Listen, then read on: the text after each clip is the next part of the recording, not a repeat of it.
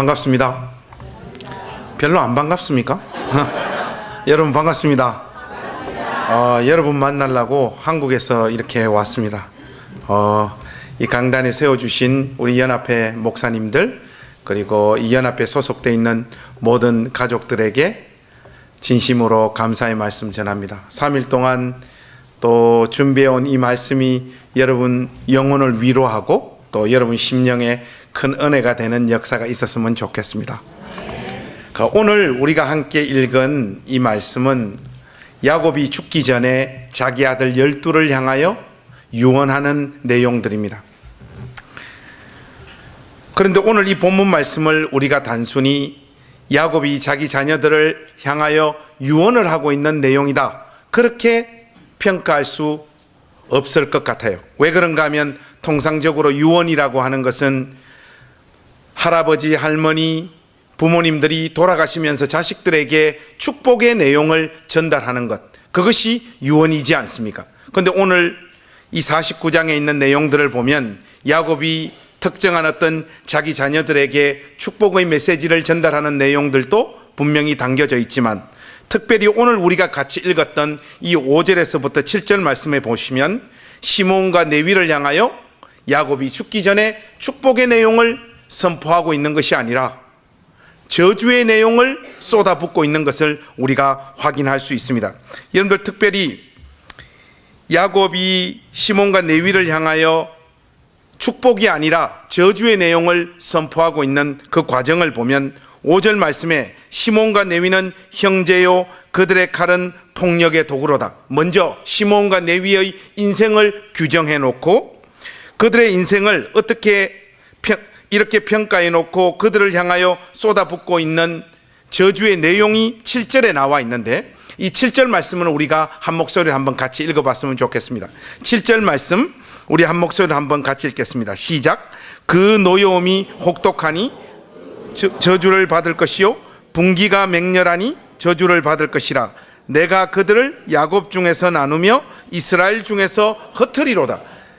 이 야곱이 시몬과 레위를 향하여 쏟아붓고 있는 저주의 내용은 시몬과 레위의 생애가 흩어지고 나누어지고 쪼개지는 주인공이 될 것이다 라고 이야기하고 있습니다. 이 내용을 우리가 마음속에 이렇게 담아보면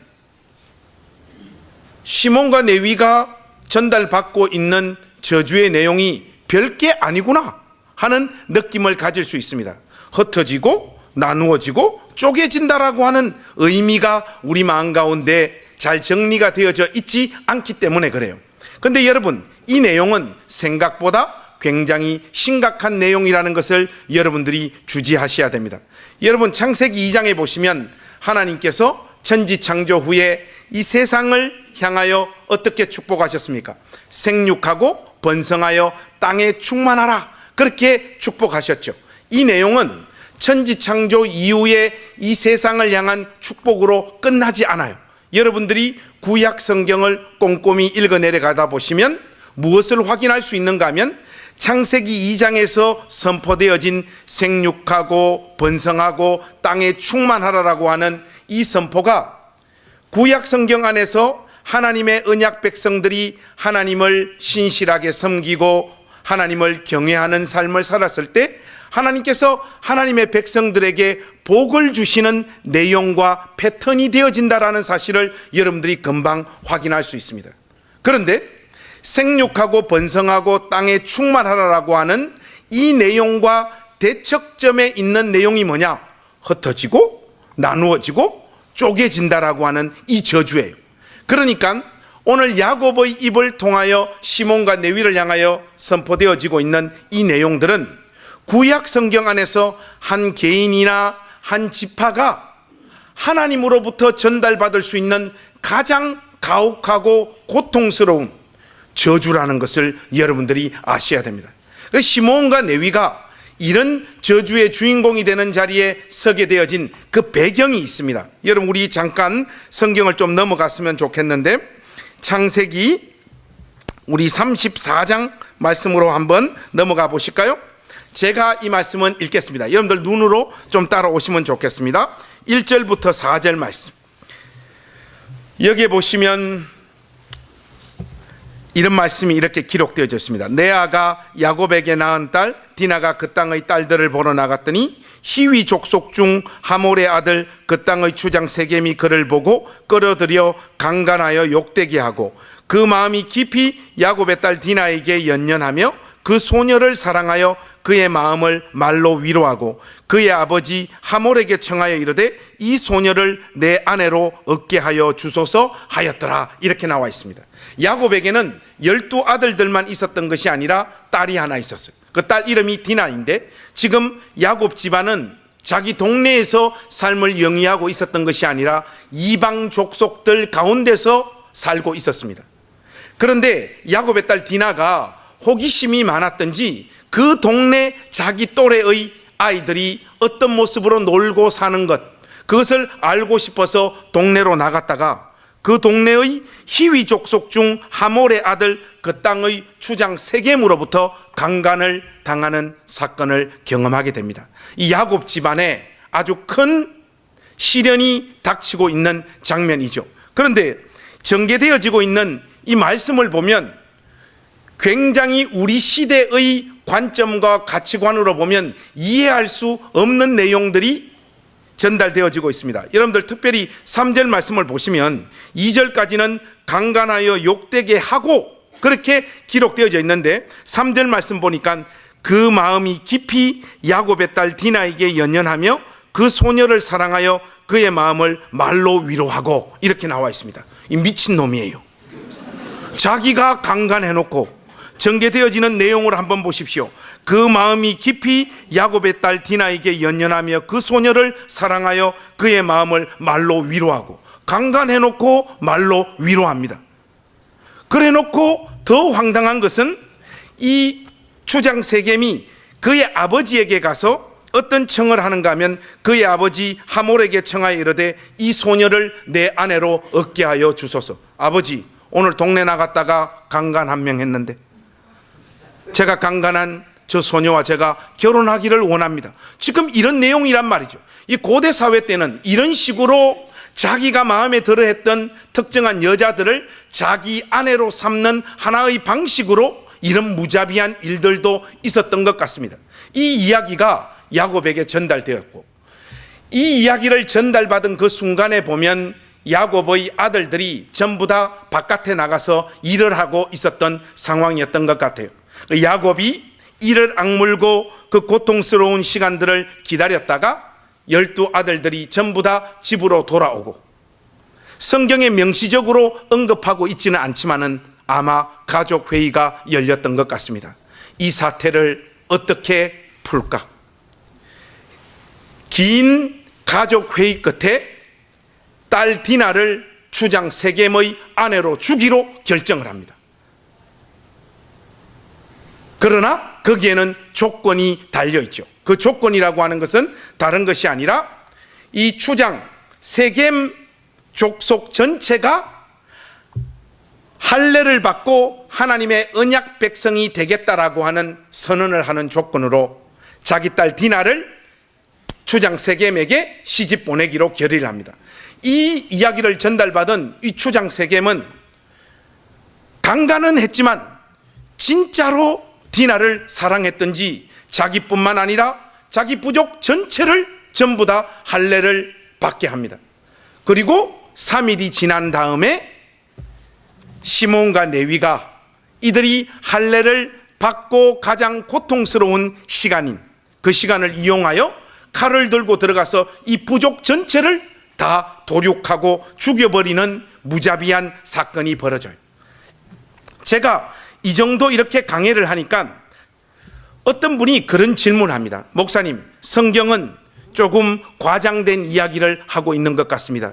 왜 그런가 하면 시므온과 레위 두 사람이 어떻게 부족 전체를 다 도륙할 수 있느냐? 이것은 인원은 양쪽 상대방의 숫자를 비교해 봤을 때 도저히 일어날 수 없는 일입니다. 이렇게 이야기를 해요. 이것은 경험이 없기 때문에 이런 질문들을 하게 되는 거예요. 여러분, 이 할례라고 하는 것은 우리 한국 사람들에게 있어서는 포경 수술을 의미하는 거잖아요. 가장 비슷한 거. 근데 통상적으로 우리 부모님들이, 특히 엄마들이 아이들 어렸을 때 병원 데리고 가서 아이들이 수술을 다 해주지 않습니까? 근데 우리 어머니는 먹고 사는 일이 바쁘셨던지 저를 그냥 방치를 하셨어요. 제가 신학대학 입학을 해서 축구를 하고 우리 신학대학 공동 샤워실에서 같이 샤워를 하는데 이렇게 보니까 저의 몸만 조금 이상한 거예요. 자매님들 너무 깊이 상상하시면 안 됩니다. 하니까 우리 선배들 또 동기들이 너 큰일 났다. 네 아직까지 수술을 안 했나? 빨리 병원을 가라는. 그래서 여러분, 신학생들을 상징하는 핵심적인 이미지는 뭡니까? 배고프고 가난한 거잖아요. 대부분 다 가난한 신학생들이었어요. 그러니까 돈을 다 모아도 병원을 가서 이 수술을 할 만한 돈이 저 가운데 없는 거예요. 근데 뭐 어떻게 이렇게 모았어요. 모아서 그 우리 침례신학대학 앞에 병원이 하나 있었습니다. 유성의원이라고. 가서 원장님께 이렇게 부탁을 했습니다. 제가 아직까지 이 수술을 못 받아가지고 이렇게 왔습니다. 하니까 지금이라도 수술 받으면 괜찮대요. 그래서 근데 원장님, 제가 수술을 받으려고 하니까 돈이 조금 모자란다니까. 아, 병원은 디스카운트가 안 된대요. 그 제가 그대로 물러설 수가 없잖아요. 원장님 어떻게 좀 안 되겠습니까? 하니까 아무리 사정을 해도 병원비를 깎아줄 수는 없다는 거예요. 어떻게 저 사정 한 번만 봐주시면 안 되겠냐고 하니까 나도 교회 안수집사지만 전사님 형편을 봐드릴 수가 없다는 거예요. 나쁜 새끼였어요. 계속해서 청탁을 했습니다. 하니까 그러면 전사님 이렇게 해서는 안 되고 전사님하고 몸 상태가 똑같은 사람, 똑같은 전사님, 저를 포함해서 7명 같이 오면 1인당 40% 디스카운트를 하겠다는 거예요. 제가 그때 용기를 내서 전도에 나섰어요. 우리 신학대학에 저희 동기들이 150명이었는데 150명 중에 포경수술 안 한 친구들을 찾아보니까 있더라고요. 그 6명을 찾아서 우리 7명이 그날 단체로 수술을 받았어요. 우리 7명이 수술을 받고 그 침례신학대학 베델관 기숙사로 올라가던 그 기억이 지금 또 생생합니다.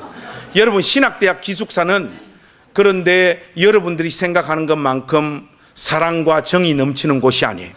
목사 후보생들이 모인 신학대학 기숙사는 생각보다 군기가 엄청 빡셉니다. 선배님들이 말하면 후배들은 무조건 따를 수밖에 없는 분위기가 흘러요. 심지어 우리 침례신학대학 그 베델관 기숙사 안에는 하나님 없는 방도 있었어요. 여기는 누가 끌려가는가 하면 선배님 말을 안 듣는 후배들이 끌려가는 곳이 하나님 없는 방이에요. 제가 졸업할 때까지 한 2번 하나님 없는 방에 들어가 봤는데 하나님이 없어요. 거기는요. 나와야지 하나님이 느껴집니다. 이 말은 무엇을 의미하는가 하면 우리 침례신학대학의 기숙사의 군기를 상징하는 거예요. 우리 7명이 수술을 받고 베델관 앞에 도착하니까 선배님들 벌써 신학대학 기숙사 안에 우리 7명이 단체로 포경수술 받은 소문들이 이미 다 났어요. 그 선배님이 문 앞에 이래 서 있다가 우리 보고 물어요. 너희도 오늘 7명 단체로 포경수술 받았지? 그러더라고요. 예. 그러니까 좋았어. 내일 아침에 새벽기도 시간에, 신학대학은 매일매일 새벽기도 훈련을 하지 않습니까? 너희들 내일 새벽기도 시간에 7명 단체로 특송 불러라는 거예요. 제가 이런 거 저런 거 기념해가지고 특송을 많이 해봤지만은 포경수술 기념으로 특송해야 되냐? 근데 안 하면 하나님 없는 방에 가게 되니까 우리 7명이 어쩔 수 없이 곡을 정해가지고 1시간 정도 열심히 연습하고 있었어요. 있었는데 선배님이 나타나시더만 그 곡 하지 말고 이 곡을 하라고 다른 악보를 주시더라고. 그 딱 보니까 악보에 제목이 뭔가 하니까 똑바로 걷고 싶어요 주님에서. 우리 그 다음 날 우리 7명이 전체 기숙사 사생들이 다 모인 자리에서 그 똑바로 걷고 싶어요 주님을 불렀던 기억이 지금 생생해요. 제가 이 스토리를 여러분하고 나누는 이유가 있습니다. 제가 다 커서 이 포경수술을 받아보니까 정말로 고통스러워요. 저 같은 경우에는 그 다음 날부터 너무너무 힘들더라고요. 그런데 저하고 같이 수술을 받은 내 동기들 중에는 그 다음 날 축구하고 농구하는 친구들도 있더라고요. 둘째 날 또 마찬가지고. 그런데 셋째 날은 축구하고 농구했던 애들도 다 소용이 없어요. 셋째 날은 고통이 정점을 찍는 날이에요. 그 우리 7명이 수업도 제대로 못 들어가고 신학대학 기숙사 방 한 곳에서 하루 종일 전전긍긍하며 보냈던 기억이 생생합니다. 이날은 포경수술을 받은 지 3일째 되는 이날은 전투력이 완전 제로가 됩니다. 여러분, 우리 시대 때의 포경수술은 마취 주사도 놓고 깨끗한 메스로 자르지 않습니까? 그런데 여러분, 고대 사회 때 마취 주사가 어디 있습니까? 깨끗한 메스가 어디 있어요? 돌멩이 잡아가지고 그냥 자르는 시절인데, 할례를 받고 3일째 되는 날 세겜 족속 남자들의 전투력은 제로 상태로 빠져들 수밖에 없죠. 바로 이 틈을 시몬과 레위가 노렸던 겁니다. 칼을 들고 이 부족 전체를 도륙해서 죽여버립니다. 자기 동생 디나를 강간한 죗값을 묻고 있는 것이죠. 이것이 보통 사람의 성정으로 보자면 복수를 한 것입니다. 나름 정당성을 가지는 행동인데, 하나님은 이 사건을 믿음의 행동으로 여겨주시지 않고 계십니다. 그의 아버지 야곱이 죽기 전에 대부분의 자녀들에게 축복의 내용들로 유언을 하며 자기 생을 마무리하는 그 순간에 시몬과 레위만을 향하여서는 이 사건을 기억하는 거예요. 비록 그들이 이방 족속들이었지만은 할례를 받고 하나님의 언약 백성이 되는 자리로 편입하려고 하는 그들의 마음, 그들의 행동 자체를 완전히 꺾어버린 이 죗값을 묻고 계신 것입니다. 그리하여 그들의 생애를 평가하시기를 시몬과 레위는 한평생 폭력의 도구로 사용받았다라고 하는 사실을 지적함과 동시에 그들이 하나님으로부터 받게 될 저주의 내용을 그들은 흩어지고 나누어지고 쪼개질 것이다, 그렇게 저주의 내용을 선포하고 있습니다. 여기에서 제일 중요한 것은 시몬과 레위가 전달받고 있는 이 저주의 내용이에요. 이것은 여러분들이 오늘 설교 끝까지 내용을 잘 기억하고 있으셔야 되기 때문에 우리 한번 좀 따라하면 좋겠습니다.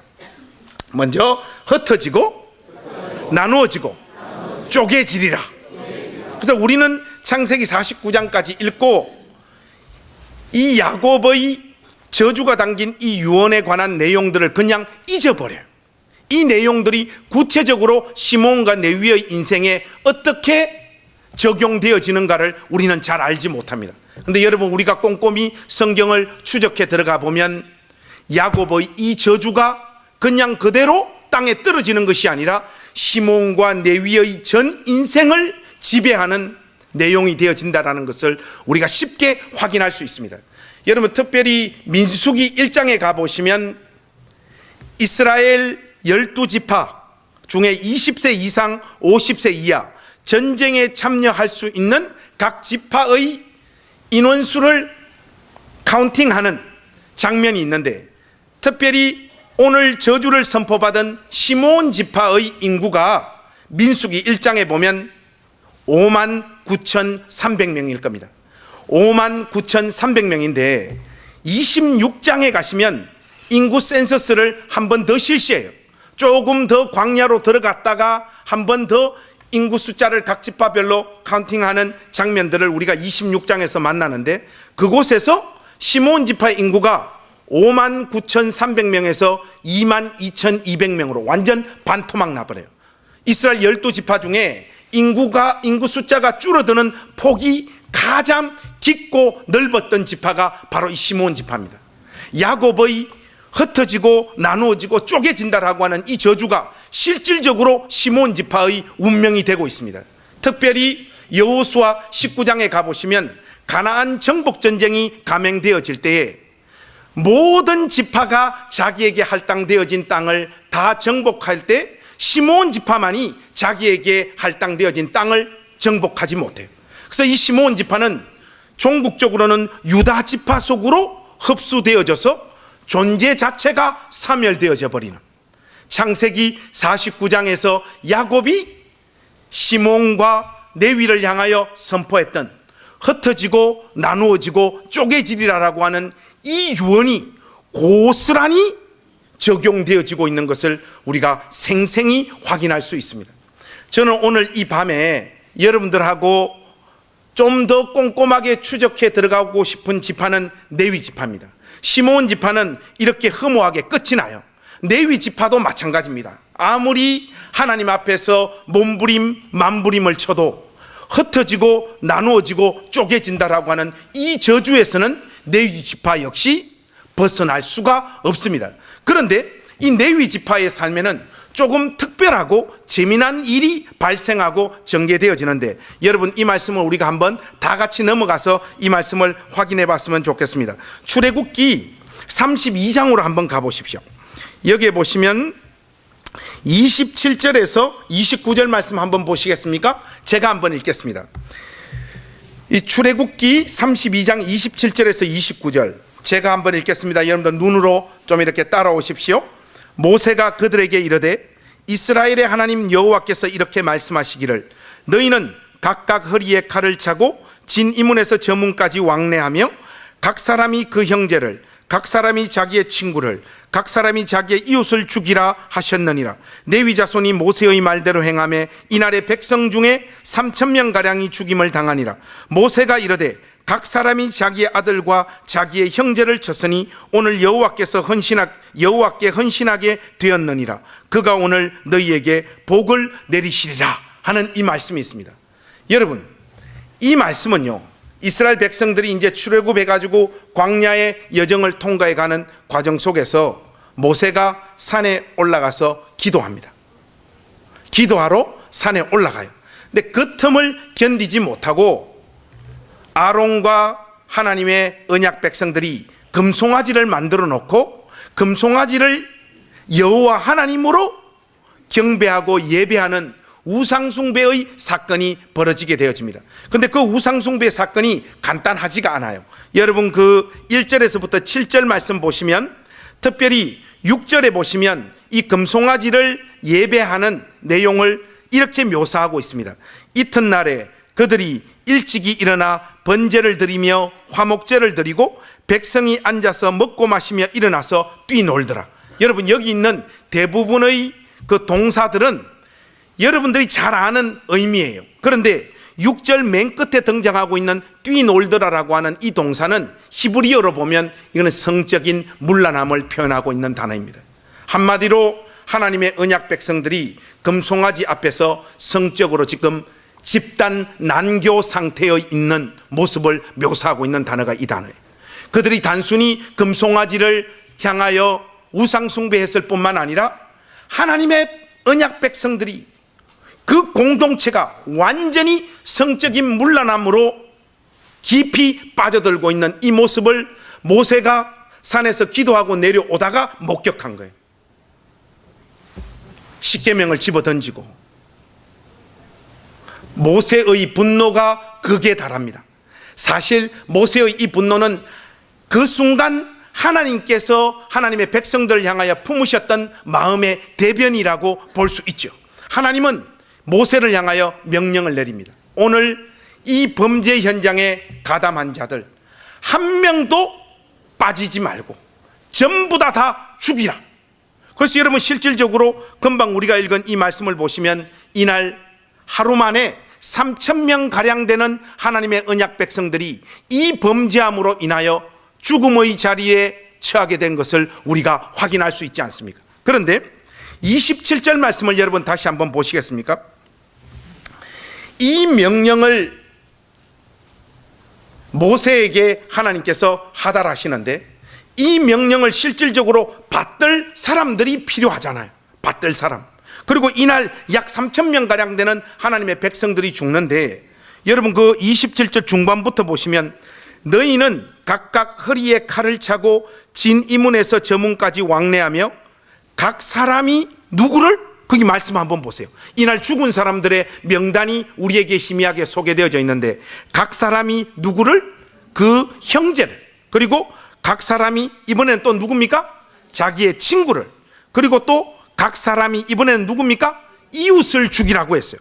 그리고 29절 한번 보시겠습니까? 모세가 이르되 각 사람이 이번엔 또 누굽니까? 자기의 아들들과 자기의 형제를 쳤다고 했어요. 그럼 여러분, 이날 죽은 3,000명 가량 되어지는 사람들을 이렇게 쫙 한번 리스트로 나열해 보면 동네 아저씨 아줌마, 이웃, 그 다음 친구, 그리고 피를 나눈 형제, 그리고 자기 자식들, 아들들, 이런 자들이 우상 숭배하고 성적인 범죄를 저지름으로 말미암아 하나님의 심판의 대상이 되고 있는 것을 우리가 확인할 수 있습니다. 이 본문 말씀과 평행 본문이라고 할 수 있는 신명기 33장에 가보면 이날 침을 당했던 대상들 중에 부모들도 포함되어져 있습니다. 이렇게 보면 다시 한번 리스트를 나열해 보겠습니다. 동네 아저씨 아줌마, 이웃들, 친구들, 형제들, 자식들, 부모까지 칼을 들고 가서 이 범죄를 저지른 자들을 죽여야 되는데 여러분 눈앞에 금방 나열되어진 이 사람들이 서 있다고 했을 때 칼을 들어 이 사람들을 찔러 하나님의 명령을 받들 수 있는 사람이 과연 누가 있을까요?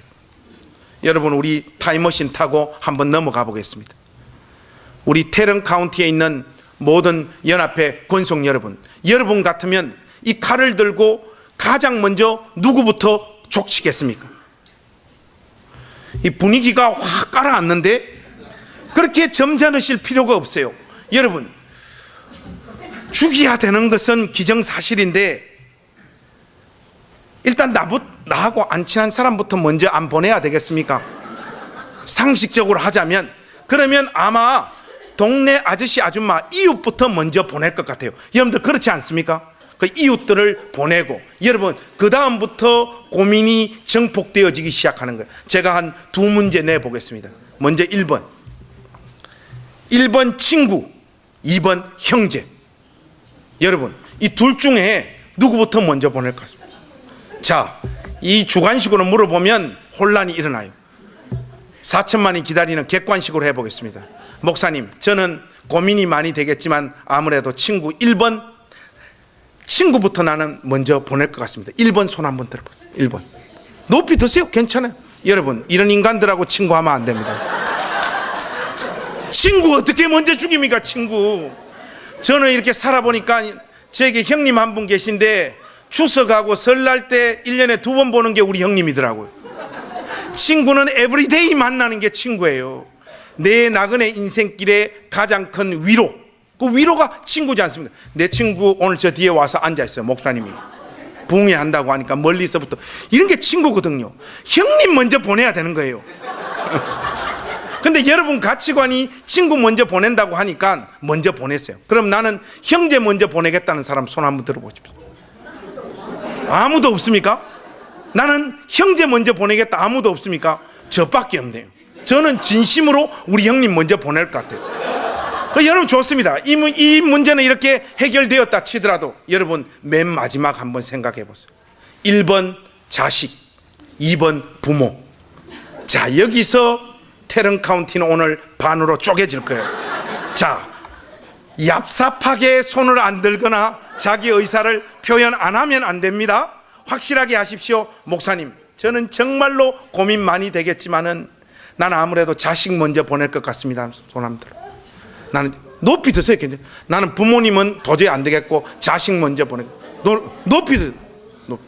이런 사람들을 전문적인 용어로 페류나라고 그러는 거예요. 자식 어떻게 먼저 보내요? 나는 그러면 부모님 먼저 보낼 것 같다는 사람 손 한번 들어보세요. 부모님. 아, 괜찮습니다. 손 들어보세요. 부모님 먼저 보내겠다는 사람.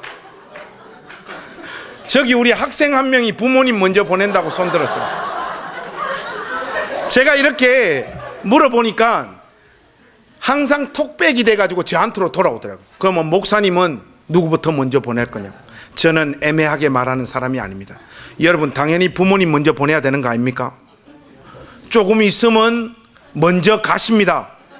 제가 안 보내드려도 살 날이 얼마 안 남았어요. 근데 자식을 어떻게 먼저 죽입니까? 자식을 내가 먼저 죽으면 죽었지. 여러분, 이런 고민들을 안고 수행되어지는 하나님의 명령이란 말이죠. 그러니까 이 명령을 받들었던 자들의 그 심정이 어떻겠습니까?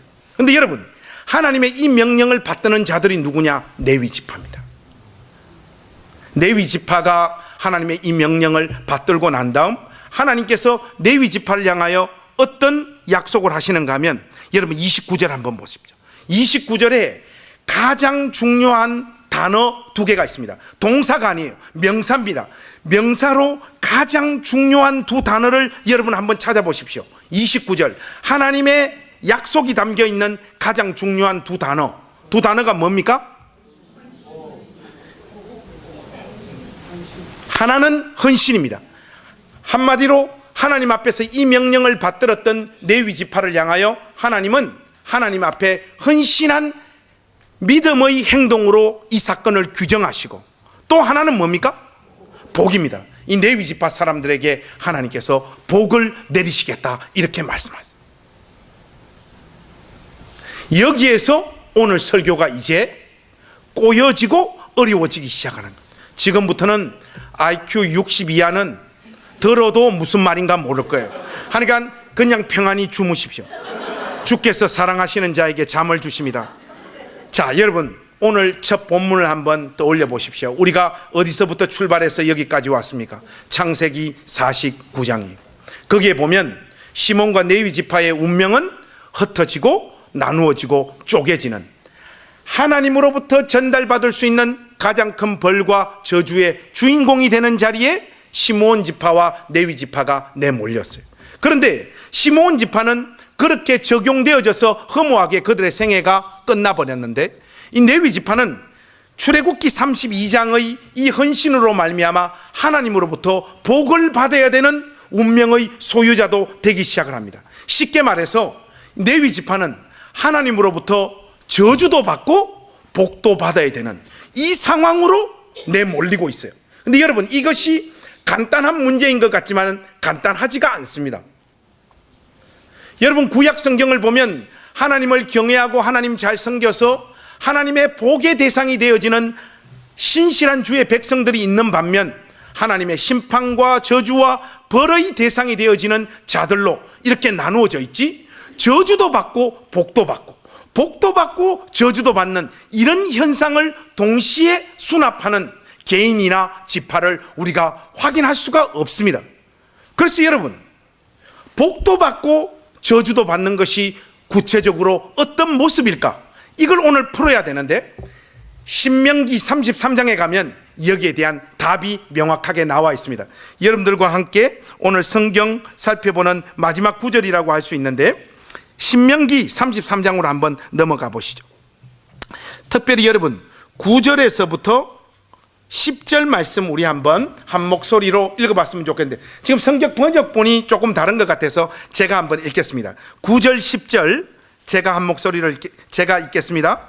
그는 그의 부모에게 대하여 이르기를 내가 그들을 보지 못하였다 하며 그의 형제들을 인정하지 아니하며 그의 자녀들을 알지 아니한 것은, 이 지금 내용이 뭡니까? 조금 전에 우리가 살펴보았던 출애굽기 32장의 그 내용입니다. 사람을 하나님보다 더 사랑하지 않았던 거예요.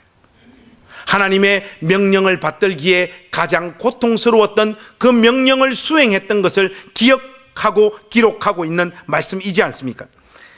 그의 자녀를 알지 아니한 것은 주의 말씀을 준행하고 주의 언약을 지킴으로 말미암음이로다. 이것이 뭡니까? 바로 하나님 앞에 헌신한 행동이에요. 바로 이 헌신으로 말미암아 하나님께서 레위 지파에게 무엇을 주시리라? 복을 주시리라.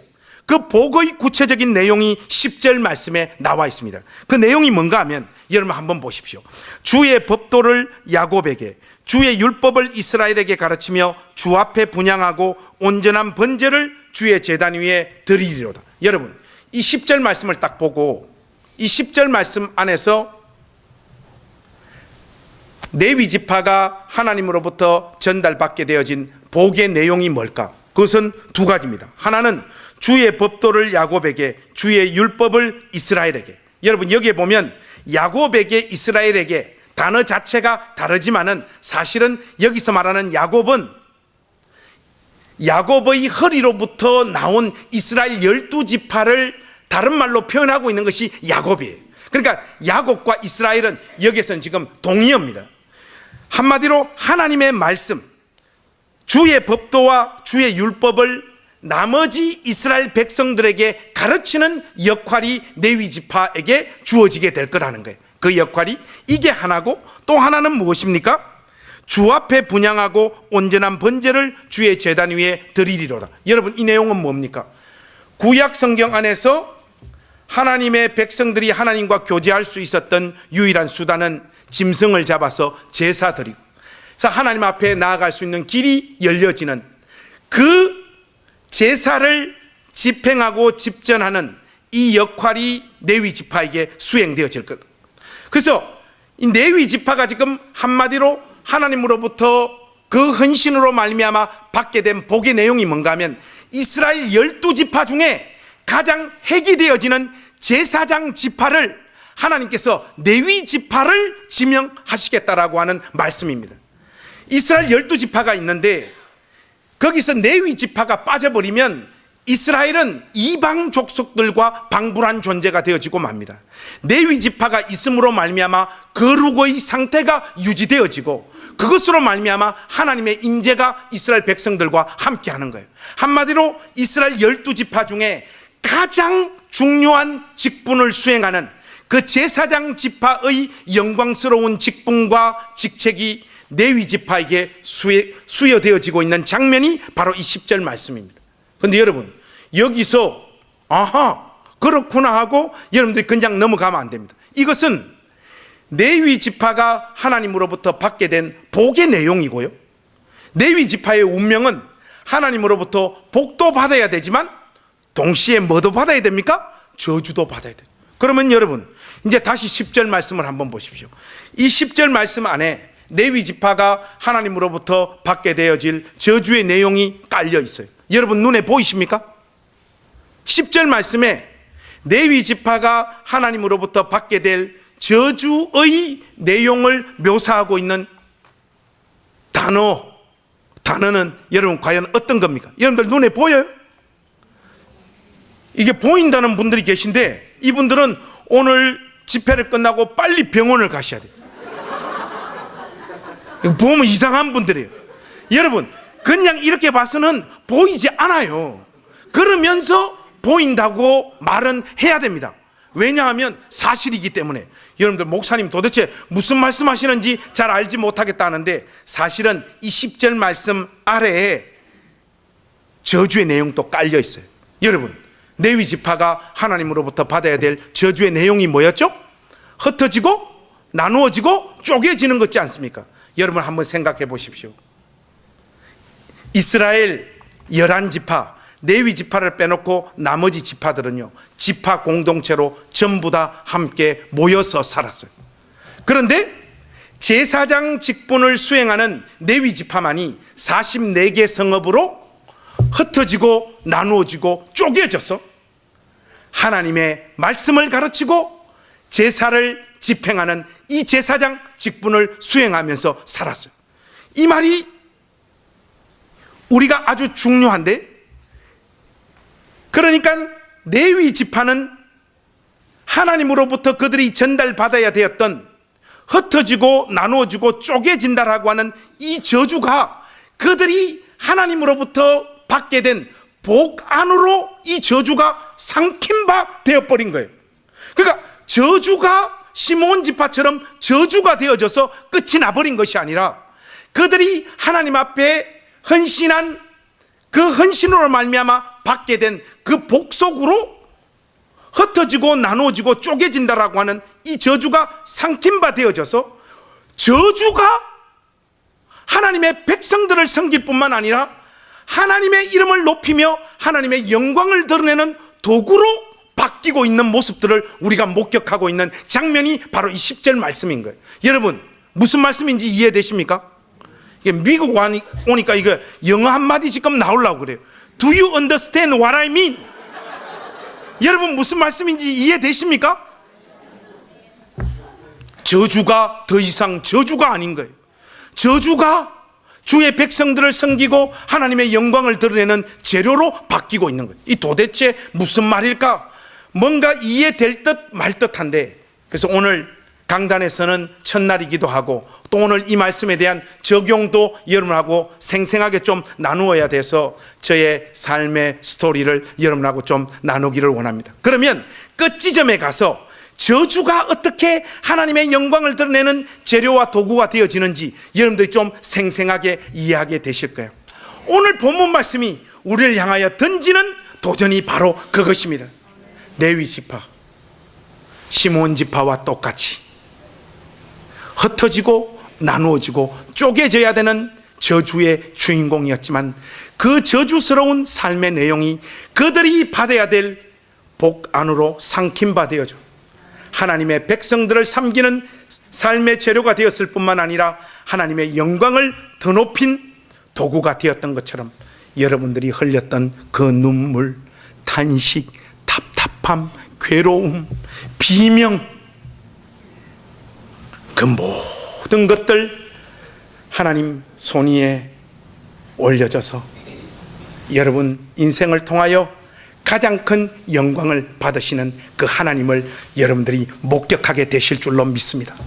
이 놀라운 삶의 신비 앞에서 원망하고 불평하고 투덜거리면서 통과해 왔던 여러분들의 삶이 어떤 반전을 맞이하게 될 것인가를 우리 주 예수 그리스도 안에서 끊임없는 믿음으로 하나님 일하심을 기대하시는 복된 인생들이 되어주시기를 우리 구주 예수 그리스도의 이름으로 축원합니다.